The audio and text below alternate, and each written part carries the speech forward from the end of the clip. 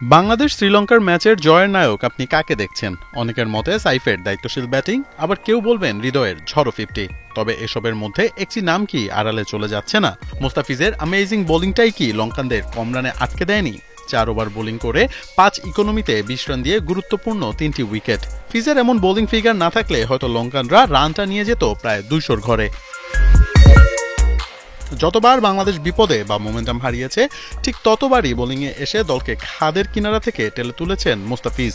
শ্রীলঙ্কার top performer Dasun Shanaka কাটার মাস্টারের বল খেলতে পারেনি কোনোভাবেই। কুশাল পেরেরা, কামিন্দো মেন্ডিস কিংবা হাসারাঙ্গারা যখন ঝড়ো ব্যাটিং শুরু করতে চেয়েছে, ঠিক তখনই তাদের থামিয়ে দিয়েছেন মুস্তাফিজ। ব্যাটারদের মাইন্ড রিড করে ডেলিভারি করেছেন, কখনো কাটার, কখনো স্লোয়ার, কখনো বা সিম। এক কথায় ফিজ ছিলেন অ্যামেজিং। ম্যাচ শেষে সাইফ হাসান বলেছেন, ফিজ যখন বল করেছেন তখন দল ছিল সংকটাপন্ন, কিন্তু তিনি আস্থার প্রতিদান দিয়েছেন। শুধু গেল ম্যাচেই নয়, ফিজ বাংলাদেশের হয়ে ত্রাতা হয়েছেন বহুবারই। ডেথ ওভারে তার পরিসংখ্যানটা তার পক্ষেই কথা বলছে। আন্তর্জাতিক টি-20তে ডেথ ওভারে ওভার প্রতি প্রায় 8 গড়ে রান দিয়েছেন মুস্তাফিজ। মজার ব্যাপার, ফিজকে ছাড়া খেলা এবছর 8টি টি-20 সবগুলোতেই হেরেছে বাংলাদেশ।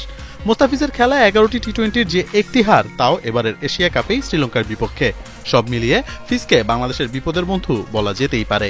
পাকিস্তান এবং ভারতের বিপক্ষে যে কোনো একটি ম্যাচ জিতে গেলে এশিয়া কাপের ফাইনালের রাস্তাটা অনেকটাই পরিষ্কার হয়ে যাবে টাইগারদের জন্য। তবে তা করতে ফিজের এমন ফর্ম ধরে রাখাটা যে বড্ড জরুরি।